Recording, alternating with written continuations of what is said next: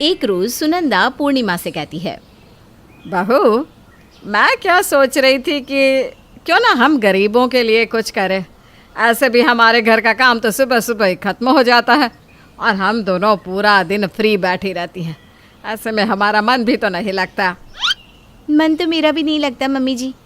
हम लोग ना गरीबों के लिए खाना उपलब्ध करवा सकते हैं, वो भी कम से कम में, जहाँ वो पेट भर खा सके।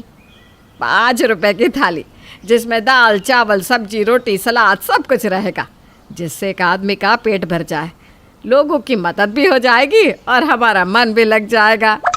ठीक है मम्मी जी, कल से सावन शुरू हो रहा है, कल से ही हम इस शुभ काम को शुरू कर देते हैं। ठीक है बहू।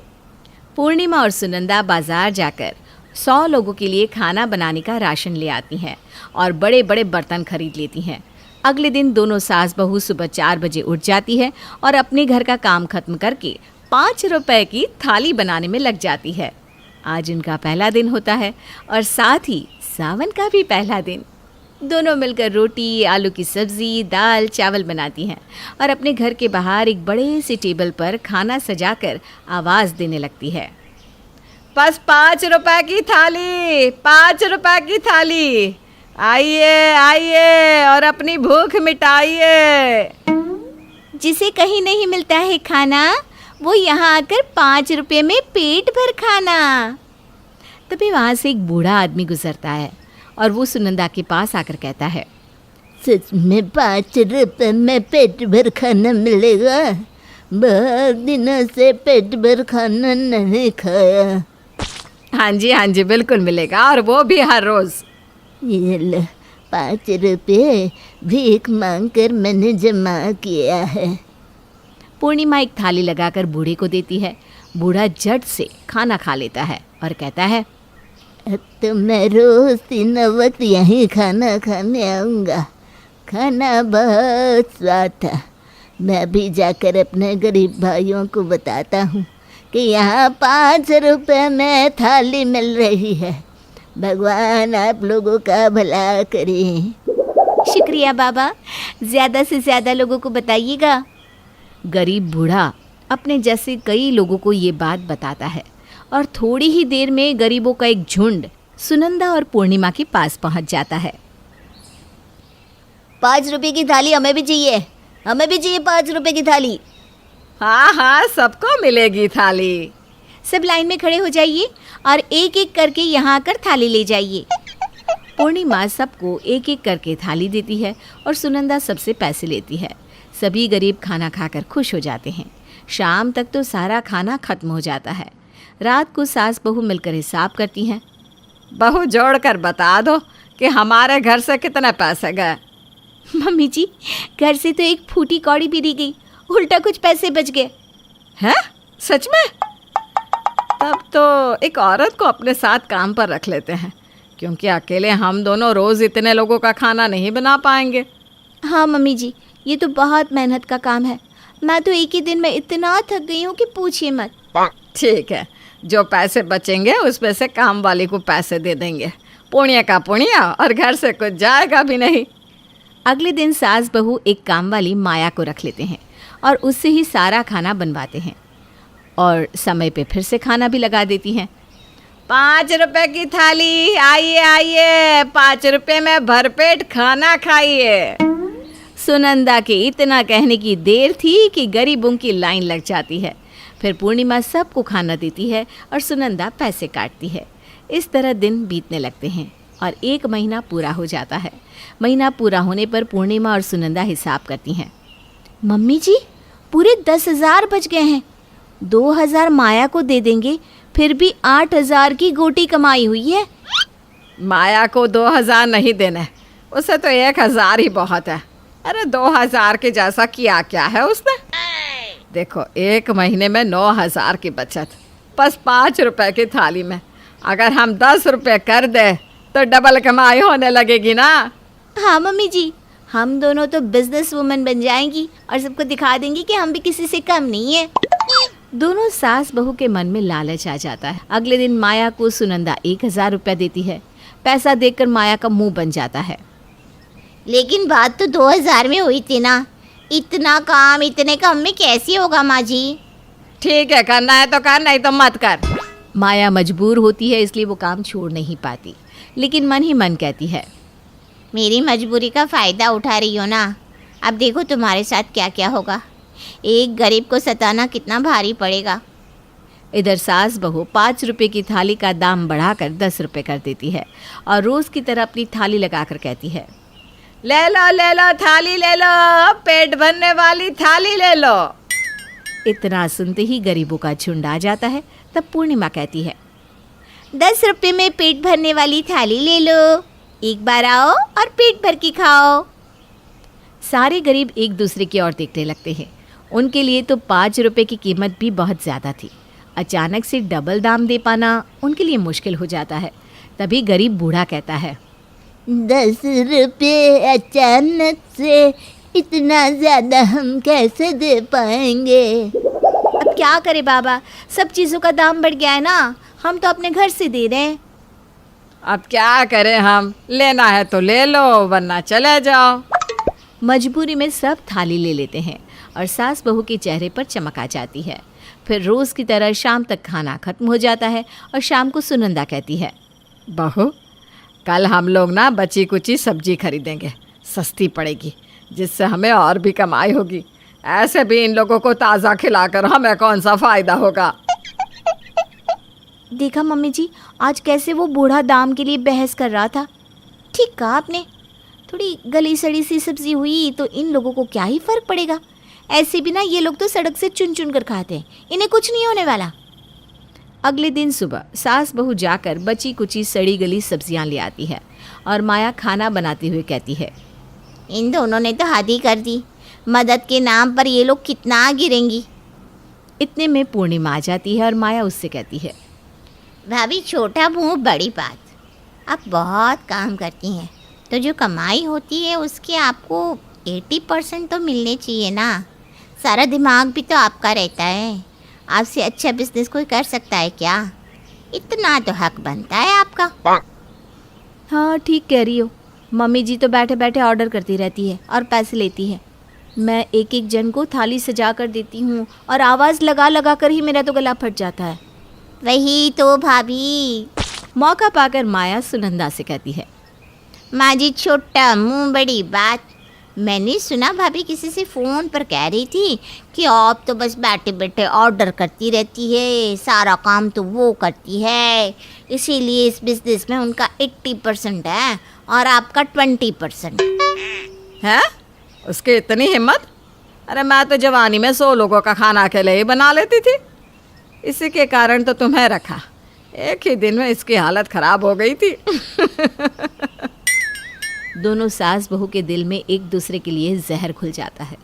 इसी तरह महीना बीत जाता है और आखिरी दिन पूर्णिमा हिसाब करती है। बहू, कितना बचा इस महीने? 30,000 बचे हैं मम्मी जी, अपना अपना हिस्सा अलग कर लेते हैं। पूर्णिमा 7,000 सुनंदा को देती है और खुद 22,000 रख लेती है। ये देखकर सुनंदा कहती है, दिमाग खराब है क्या तेरा? हाँ, क्या मुझे माया समझा है? कुछ होता तो है नहीं तुझसे और यहाँ पैसे पूरे चाहिए। तो आपने क्या किया है? हाँ, आप ये सब अकेले कर पाती? 22,000 मेरे हैं, दिमाग मेरा था, मेहनत मेरी थी। 22,000 मेरे हैं। अब दोनों सास बहू में लड़ाई हो जाती है और जब अगले दिन माया आती है तो पूर्णिमा उसे 1,000 देते हुए कहती है, आज दुकान नहीं लगेगी। क्यों भाभी, क्या हुआ? अरे जब हमें लगाना होगा तो तुझे फिर से बुला लेंगे। माया पैसे लेके वहाँ से चली जाती है। इन गरीबों को कहाँ से खाना मिलेगा? मैं ही खाना बनाकर इनको खिला देती हूँ। माया बाजार से राशन लाकर खाना बनाती है और सास बहू की जगह खुद ही खाना लगाकर खड़ी हो जाती है। 5 रुपए की थाली, आओ और 5 रुपए में पेट भर खाओ। माया की आवाज़ सुनकर वहाँ गरीबों की भीड़ लग जाती है और शाम तक तो सारा खाना बिक भी जाता है। उन गरीबों में से ही माया 2-4 आदमियों को काम पर रख लेती है। माया को ये काम करता देखकर सास बहू के सीने में आग लग जाती है और दोनों आकर माया से कहती हैं, तेरी इतनी हिम्मत, हमारे साथ गद्दारी की? हमें लड़वाकर खुद दुकान लगाकर बैठ गई। तभी वहाँ गरीब बूढ़ा आकर कहता है, लालच बुरी बला है, तुम दोनों को तुम्हारे लालच ने हरा दिया। गरीबों का हक खाओगी तो यही होगा ना। मदद के नाम पर तुम दोनों ने तो धंधा शुरू कर दिया। लालच लालच बुरी बला है, कभी ना करना। सुनंदा और पूर्णिमा नज़र झुकाए वहाँ से चली जाती हैं और माया अपना जीवन गरीबों की सेवा में लगा देती है। एक दिन रजनी अपने पति और सास ससुर के साथ बैठकर खाना खा रही होती है। तभी दरवाजे पर बेल बजती है। अरे, इस वक्त कौन होगा? रजनी दरवाजा खोलती है तो दंग रह जाती है। उसकी छोटी बहन रश्मि अपने पूरे सामान के साथ वहां खड़ी होती है। अरे रश्मि, तू इस वक्त आने की कोई खबर भी नहीं दी तूने? अरे दीदी, सारी बातें बाहर ही कर लोगी कि अंदर भी आने दोगी? अरे हाँ, अंदर आ, अंदर आ। रजनी के ससुराल वाले रश्मि को देखकर खुश हो जाते हैं। अरे रश्मि, तुमने फोन पर बता दिया होता, मैं स्टेशन पर लेने आ जाता। जीजा जी, आप स्टेशन लेने आ जाते तो ये जो मैं आपको सरप्राइज देने वाली थी वो कैसे देती? अच्छा किया तुम आ गई। बहू, रश्मि का भी खाना लगा दो। आओ रश्मि बेटा, खाना खा लो। रश्मि के आने से घर में बड़ी चहल पहल हो जाती है। एक दिन रजनी की सास रजनी और रश्मि के साथ मार्केट जाती है। रजनी घर के लिए चद्दर खरीद रही होती है। अरे दीदी, ये तो बड़ा ही बेकार का रंग है। आपके घर में नीला रंग का चद्दर ज्यादा अच्छा लगेगा, क्योंकि आपकी दीवारों का रंग हल्का पीला है ना। अरे वाह रश्मि, तुझे तो कलर कॉम्बिनेशन की बड़ी समझ है। बहू, तू नीली वाली चद्दर ही लेना, और रश्मि तू मुझे साड़ी भी पसंद करा देना बेटा। हाँ हाँ आंटी जी, चलिए। एक दिन रश्मि सबके लिए खाना बनाती है और सबको खाना बहुत पसंद आता है। अरे भाई वाह, इतना अच्छा खाना तो तेरी दीदी भी नहीं बनाती है। हाँ, ये गाजर का हलवा तो इतना स्वादिष्ट बना है, सच में। अरे रजनी, तुम ये हलवा बनाना रश्मि से सीख लेना, वरना ये चली जाएगी तो फिर कहाँ से ऐसा हलवा मिलेगा हम सबको। रश्मि ये सुनकर जल जाती है। उसे रश्मि की तारीफ सुनना राज नहीं आता। वो चुपचाप रसोई में चली जाती है। रजनी को रश्मि का ये बर्ताव बिल्कुल भी पसंद नहीं आता। एक दिन रश्मि के हाथ में फिल्म के 2 टिकट्स होते हैं और वो रजनी के कमरे में आती है। रजनी फिल्म के टिकट्स देखकर खुश हो जाती है। अरे वाह रश्मि, फिल्म टिकट्स! चल चल, अच्छा किया तूने, बड़े दिनों बाद दोनों बहनें फिल्म देखेंगी। अरे दीदी, ये आपके लिए नहीं है, मैं हर जीजा जी जाएंगी ये फिल्म देखने। आप दोनों तो जाते ही रहते हो ना, और हम दोनों भी तो कितनी बार गए हैं, पर जीजा जी और मैं कभी नहीं गए फिल्म देखने, तो आज तो हम दोनों ही फिल्म देखने जाएंगे। अरे वाह फिल्म, ये तुमने बहुत अच्छा किया। अरे मेरा कितना मन कर रहा था फिल्म देखने का। देखा जीजा जी, कैसे मैंने आपके मन की बात जान ली। हूं ना मैं अंतर्यामी। ये रश्मि भी ना कुछ ज्यादा ही होशियार बनती है। मेरे ससुराल में आकर अपनी मर्जी चला रही है। इसे तो घर वापस भेजना ही पड़ेगा। रजनी अपनी छोटी बहन रश्मि के पास आती है। अब रश्मि, तुम्हारे कॉलेज स्टार्ट हो गए होंगे। मुझे लगता है कि अब तुम्हें वापस चले जाना चाहिए और अपनी पढ़ाई पर ध्यान देना चाहिए। ओफो दीदी, चली जाऊंगी मैं। वैसे भी आपसे तो मैं पढ़ाई में अच्छी ही हूँ। एग्जाम में लास्ट टाइम पढ़ती हूँ ना, फिर भी आपसे ज्यादा मार्क्स ही लेकर आती हूँ। देख, मुझसे बहस मत कर और जो कहा है वैसा कर। तभी वहाँ साहिल आ जाता है। अरे भाई, ये सुबह सुबह दोनों बहनें किस बात पर बहस कर रही हैं? देखिए ना जीजा जी, दीदी मुझे यहाँ से भगाने के चक्कर में है। अरे मैंने ऐसा कब कहा? अरे नहीं नहीं, अभी तो आई हो, थोड़े दिन और रुक कर ही जाओ। रजनी को समझ में नहीं आता कि रश्मि को कैसे अपने घर वापस भेजे। तभी उसे एक तरकीब सूझती है। वो अपने घर पिताजी को फोन लगाती है। हेलो बेटा रजनी, सब ठीक तो है ना? हाँ पापा, ठीक तो है, बस।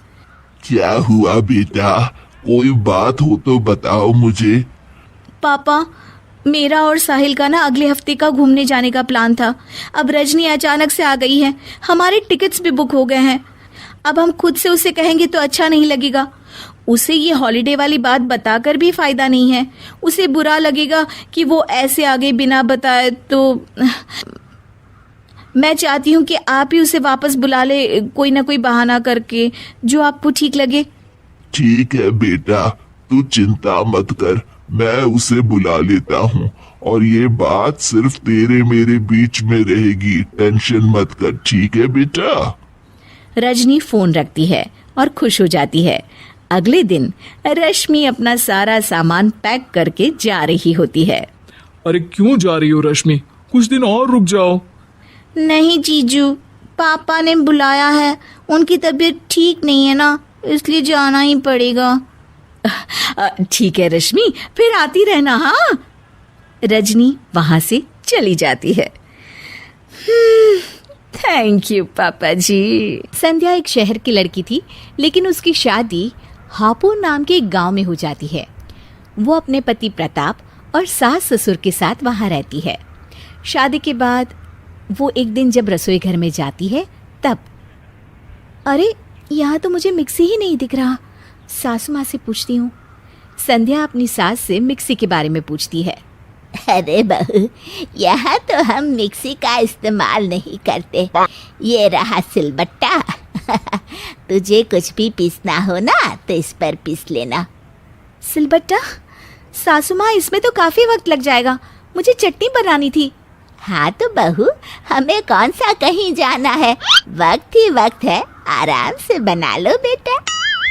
संध्या सिलबट्टा उठाती है, लेकिन वो इतना भारी होता है कि संध्या की सांस फूल जाती है। ओफो, ये सिलबट्टा कितना भारी है, इसे तो किसी जिम का हिस्सा होना चाहिए था। चलो चटनी बनाना शुरू करें। रात को सास रसोई में आती है और देखती है कि बर्तन नहीं धुले हुए हैं। वो संध्या को बुलाती है और उससे पूछती है। अरे बहू, बर्तन नहीं धुले, तबीयत ठीक नहीं है तो मैं धो देती हूँ। अरे सासू माँ, आप मत धोइए, नौकरानी आ जाएगी ना, वो धो देगी। नौकरानी? तुमने नौकरानी लगा दी इस घर में मुझसे बिना पूछे? नहीं नहीं, मैंने नहीं लगवाई, वो तो आपने लगवाई होगी ना पहले से सासू माँ। मैंने कब लगवाई नौकरानी? बहू, यहाँ कोई नौकरानी नहीं लगाता, सब काम हम खुद ही करते हैं। पर मम्मी जी, इतना सारा काम आप अकेले कैसे करती है? हमारे घर में तो बिना मेड के काम ही नहीं चलता। बहू, तुम शहर से आई हो ना, यहाँ गांव में ऐसा कोई रिवाज नहीं है। तू जा, मैं धो देती हूँ बर्तन। अरे नहीं नहीं सासू माँ, मैं धो देती हूँ। संध्या बर्तन धोने लगती है। कमाल है, न मिक्सी है न मेड, पता नहीं ये लोग कैसे मैनेज कर लेते हैं। एक दिन संध्या कपड़े धो रही होती है। इतने सारे कपड़े, वो भी बिना वॉशिंग मशीन के धोना। संध्या, ये कहाँ आकर फंस गई तू? ऐसे चलता रहा तो तेरी जिंदगी तो बर्तन मांजने और कपड़े धोने में ही गुजर जाएगी। संध्या अपने कमरे में आती है और अपने पल्लू से हवा करने लग जाती है। अरे संध्या, क्या हुआ तुम्हें? क्या होगा, यहाँ तो एक बार लाइट जाती है तो फिर आने का नाम ही नहीं लेती। मुझे समझ नहीं आता कि हमारे घर में इन्वर्टर क्यों नहीं है। अरे इतनी अच्छी तो हवा चलती है, जाओ बाहर आंगन में, खाट पर बैठो, तुम्हें बहुत अच्छा लगेगा। नहीं जी, मुझे नहीं बैठना खाट पर। वहाँ मेरे घर पर तो पापा ने मेरे कमरे में भी एसी लगवा कर रखा था, और यहाँ एसी तो छोड़ो, इन्वर्टर तक नहीं है। मेरी तो लाइफ ही खराब हो गई।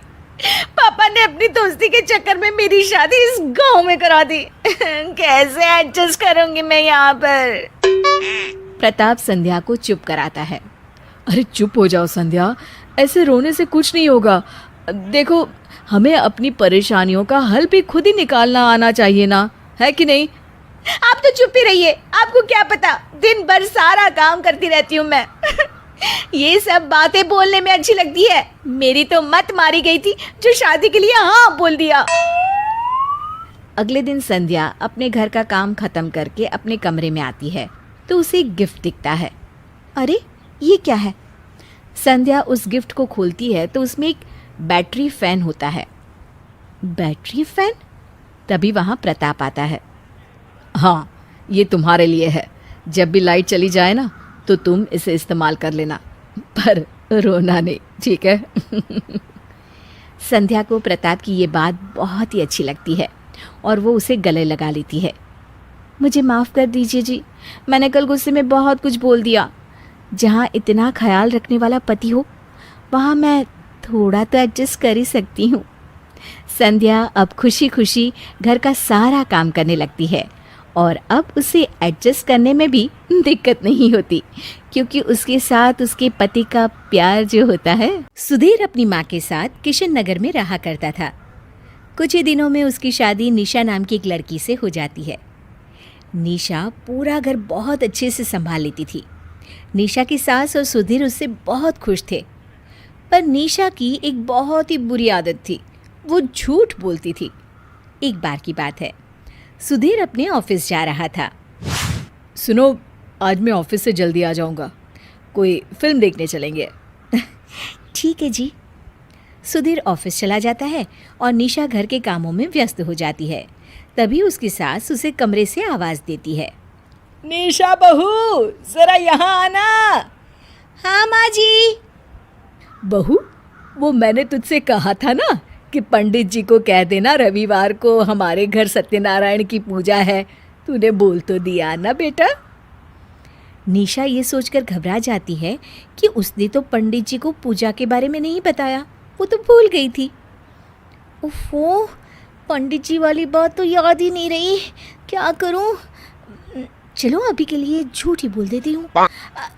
हाँ माँ जी, बोल दिया है, वो रविवार को आ जाएंगे सुबह पूजा के लिए। हाँ। बहुत बढ़िया बहू। शाम हो जाती है और सुधीर निशा को फ़ोन करता है। हेलो निशा सुनो, तुम मुझे मिल रही हो ना आधे घंटे में सिटी मॉल में? निशा फिल्म देखने जाने के लिए अभी तक तैयार भी नहीं हुई होती है। ओफो, फिल्म देखने जाना था, मैं इतना लेट हो गई, क्या करूं? हाँ, मैं फिल्म शुरू होने से पहले पहुंच जाऊंगी जी। निशा फटाफट तैयार होने लगती है। सुधीर फिर से फ़ोन करता है। ओफो, इन्हें भी चैन नहीं है। निशा, कहाँ रह गई तुम? फिल्म 20 मिनट में शुरू होने वाली है। हाँ सुधीर, बस ऑटो ही ढूंढ रही हूँ, मिल नहीं रहा, क्या करूँ मैं? अच्छा ठीक है बाबा, जल्दी आओ। निशा फिल्म के लिए लेट पहुँचती है। कहाँ रह गई थी तुम? 15 मिनट की फिल्म निकल भी गई। अरे वो ऑटो वाले को रास्ता ही नहीं पता था, दूसरा ऑटो करना पड़ा, इसलिए लेट हो गई। निशा झूठ बोलने में माहिर थी और ये आदत उसकी इतनी आम हो गई कि उसे पता ही नहीं चला कि ये एक दिन उसे कितनी भारी पड़ सकती है। अरे पंडित जी, मुझे पता है कि इतने कम वक्त में आपको बता रही हूँ, पर मैं क्या करूँ, मुझे भी तो मेरी सासू माँ ने अभी बताया है। ठीक है, मैं कल आ जाऊंगा सुबह 10 बजे। रविवार के दिन घर में पूजा होने वाली होती है। घर में सभी तैयारियों में लगे होते हैं। निशा, तुमने पूजा की सारी सामग्री ठीक से चेक तो कर ली थी ना? कुछ ऐसा तो नहीं ना जो तुम भूल गई हो? निशा मन में ही बोल पड़ती है। लिस्ट तो चेक नहीं की, पर ठीक है ना, सब सामान तो ले ही लिया होगा मैंने। हाँ, चेक कर ली ना, सारा सामान है। पंडित जी पूजा शुरू करते हैं और सभी लोग पूजा में बैठे होते हैं। घी ले आइए, हवन आरंभ होने वाला है। जाओ निशा, घी ले आओ। अरे बाप रे, घी लाना तो याद ही नहीं रहा मुझे, चेक कर लेना चाहिए था। निशा जाओ ना, लेट हो रहा है हवन में। हाँ, जाती हूँ। निशा बड़ी ही परेशान हो जाती है। वो रसोई में घी ढूंढ रही होती है। क्या करूं, घी तो खत्म हो रहा है। ओह, एक बार ऊपर देखती हूँ, क्या पता शायद स्टॉक में हो। निशा कुर्सी के ऊपर खड़े होकर हड़बड़ी में घी ढूंढ रही होती है और उसका पैर फिसल जाता है। निशा जोर से गिर पड़ती है। मर गई रे, मेरी कमर। निशा की आवाज सुनकर सब रसोई में आ जाते हैं। क्या हुआ निशा, तुम ठीक तो हो? वो घी उतारने के लिए कुर्सी पर चढ़ी और गिर गई। अरे पर पूजा का घी तुमने ऊपर क्यों रखा? अरे पूजा के लिए मैं घी लाना भूल गई थी, तो सोचा ऊपर स्टॉक में देख लूं। मतलब तुमने झूठ बोला निशा? झूठ बोलने की सजा भी तो मिल रही है यजमान। निशा कमर पकड़ के शर्मिंदगी के साथ खड़ी होती है। झूठ बोलने के क्या दुष्परिणाम होते हैं, इसका उसे आज सबक मिल गया था। क्या कर रही हो नीलम? जल्दी सामान बांधो, देर हो रही है। यूट्यूब पर किड्स लॉजिक चैनल पर सास बहू की कहानी देख रही हूँ। हाँ हाँ, किड्स लॉजिक वाले सास बहू की कहानी अच्छी बनाते हैं। मैं भी बहुत देखता हूँ। ओ हरीश, तुम तो जानते हो मैं एक फेमस टीवी एक्ट्रेस हूँ। मुझे घर के काम करने की आदत नहीं है और तुम मुझे अपने घर ले जाना चाहते हो। मैं भला उस छोटे शहर में कैसे एडजस्ट करूँगी? देखो नीलम, मेरा अपना एक परिवार है। मेरे माँ बाप भी इस बुढ़ापे में अपने बहू बेटे के साथ रहना चाहते हैं। कुछ दिन तो उनके साथ बिताना पड़ेगा। हरीश जैसे तैसे नीलम को मनाकर अपने घर ले आता है। हरीश की माँ अपनी बहू से मिलकर बहुत खुश होती हैं। ओह माय गॉड, यहाँ कितनी गर्मी है, एक एसी भी नहीं है, ऊपर से ये मच्छर। घर के कामों में नीलम को अपनी सास का हाथ बटाना पड़ता था। अरे मर गई रे, किचन में खाना बना के मेरा तो चेहरा काला पड़ गया है और मेरे बाल भी खराब हो गए हैं। ये बुढ़िया मुझे बहू कम नौकरानी समझती है। इस बुढ़िया को कुछ ना कुछ तो करना पड़ेगा। एक दिन मुंबई से नीलम की सहेली का फोन आता है। और सुना नीलम, ससुराल में तो तेरी मजा होगी।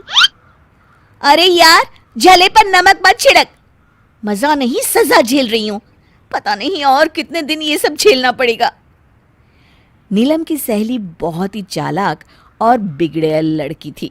उल्टे सीधे काम करने में वो माहिर थी। उसकी इसी हरकतों की वजह से उसका 2 बार डिवोर्स हो चुका था। अरे तू चिंता मत कर, मेरे पास हेरमर्स की दवा है। फिर नीलम की सहेली इस समस्या से बचने के लिए एक उपाय बताती है। अगले दिन नीलम अपने पैर में एक बड़ा प्लास्टर बंधवा के घर आती है। अरे बहू, तू तो बाजार गई थी। ये क्या हो गया तेरे पैर को, जो तू इतना बड़ा प्लास्टर लगवा के आई है? माँ जी, आपको इतना भी पता नहीं कि प्लास्टर कब लगवाते हैं। अरे मेरी टांग टूट गई है, डॉक्टर ने मुझे आराम के लिए कहा है। हाँ हाँ बहू, तू आराम कर। आज से घर के सारे काम मैं खुद कर लूंगी। पता नहीं मेरी बहू को किसकी नजर लग गई है। फिर क्या, अगले दिन से नीलम महारानी की तरह आराम करती और उसकी सास नौकरानी की तरह काम। वो हर दूसरे तीसरे दिन डॉक्टर के पास चेकअप का बहाना बनाकर जाती और बाहर सैर सपाटा करती। फिर एक दिन, अरे मंजू, बड़े दिनों के बाद तुझे मेरी याद आई। आ बैठ, मैं तेरे लिए चाय बना कर लाती हूँ। मुझे पता चला है कि तेरी बहू मुंबई में फिल्मों में काम करती है, इसलिए मैं उससे मिलने चली आई। बुलाना उसे। कहाँ है तेरी बहू? अरे बेचारी का पैर टूट गया है, बड़ा प्लास्टर लगा है, ठीक से चल फिर भी नहीं सकती। अपने कमरे में है, चल तुझे मिलवाती हूँ। दोनों को आता देख नीलम जल्दी से नकली प्लास्टर अपने पैर में पहन लेती है और दर्द से करहाने का नाटक करने लगती है। नीलम के हाव भाव देख मंजू को उस पर शक होता है। फिर बाहर आकर, बुरा मत मानना, लेकिन तेरी बहू तुझे उल्लू बना रही है। उसका पैर सही सलामत है। मैं एक डॉक्टर हूँ, मरीज को देखकर पहचान जाती हूँ। तू एक काम कर, मेरे भाई बिल्लू की सीसीटीवी कैमरे की दुकान है। मैं कल ही उसके यहाँ से एक छोटा कैमरा तेरे लिए मंगवा देती हूँ। तू चुपके से अपने घर में लगा देना और फिर एक दिन के लिए मेरे घर आ जाना। समझ गई मैं। फिर नीलम की सास मंजू के कहे अनुसार सब करती है और घर में कैमरा लगा के मंजू के घर चली जाती हैं। अपनी सास के जाते ही नीलम प्लास्टर निकाल के गाना बजाए हुए पूरे हॉल में डांस करती है। अगले दिन घर में सब बैठे होते हैं। क्या कर रही है बहू? अब तेरा पैर कैसा है? कुछ मत पूछिए माँ जी, जरा अभी आराम नहीं है। अच्छा माँ जी, जरा टीवी का रिमोट दीजिए, आज गदर फिल्म आने वाली है। सनी देओल मेरा फेवरेट हीरो है, बाकी सब तो जीरो है, जीरो। अरे टीवी पर गदर क्या देखना, वो तो अभी थोड़ी देर में इस घर में होने वाला है। क्या मतलब माँ जी? मैं कुछ समझी नहीं।